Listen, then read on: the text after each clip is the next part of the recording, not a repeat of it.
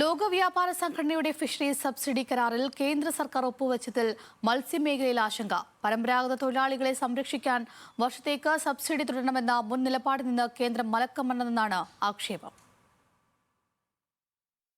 Fisheries subsidy കരാറിൽ ഒപ്പുവയ്ക്കുന്ന 123ാമത്തെ രാജ്യമാണ് India. കരാറിന്റെ ഭാഗമായി തീരക്കടലും ആഴക്കടലും വൻകിട കമ്പനികൾക്കായി തുറന്നുകൊടുക്കും. കോർപ്പറേറ്റുകൾ എത്തുന്നത് തദ്ദേശീയ മത്സ്യത്തൊഴിലാളികളുടെ തൊഴിൽ നഷ്ടത്തിനും വരുമാന ചോർച്ചയ്ക്കും ഇടയാക്കുമെന്നാണ് ആശങ്ക. മത്സ്യത്തൊഴിലാളികൾക്കുള്ള ഇന്ധന സബ്സിഡിയും ചെറുവിപണികൾക്കുള്ള സംരക്ഷണവും ഇല്ലാതാകും. ആഗോള മത്സ്യ ഉൽപ്പാദനം മന്ദഗതിയിലായ പശ്ചാത്തലത്തിൽ ഈ മേഖലയിൽ ചൂഷണം തുടർന്നാൽ 2048ഓടെ ഭക്ഷ്യയോഗ്യമായ മത്സ്യം ഇല്ലാതാകുമെന്ന ആശങ്കയും നിലനിൽക്കുന്നു. ഈ കരാർ ഒരു കാരണവശാലും ഇന്ത്യ രാജ്യം ഒപ്പുവെക്കരുത്. കാരണം ഇന്ത്യയിലെ മത്സ്യബന്ധന മേഖല ഇപ്പോഴും പ്രൈമറി സ്റ്റേജിലാണ്.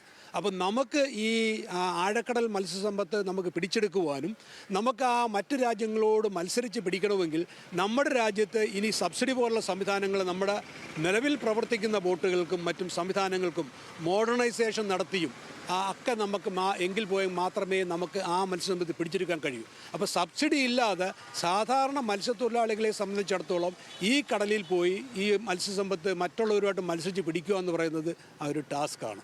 സംസ്ഥാന സർക്കാരുകളോടും തൊഴിലാളി സംഘടനകളോടും ആലോചിക്കാതെ വൻകിട കമ്പനികൾക്ക് കടൽ തുറന്നുകൊടുക്കുന്ന കേന്ദ്ര നയം തിരുത്തണമെന്നാണ് മത്സ്യത്തൊഴിലാളി മേഖലയിലുള്ള സംഘടനകളുടെ ആവശ്യം. ന്യൂസ് മലയാളം, കൊല്ലം.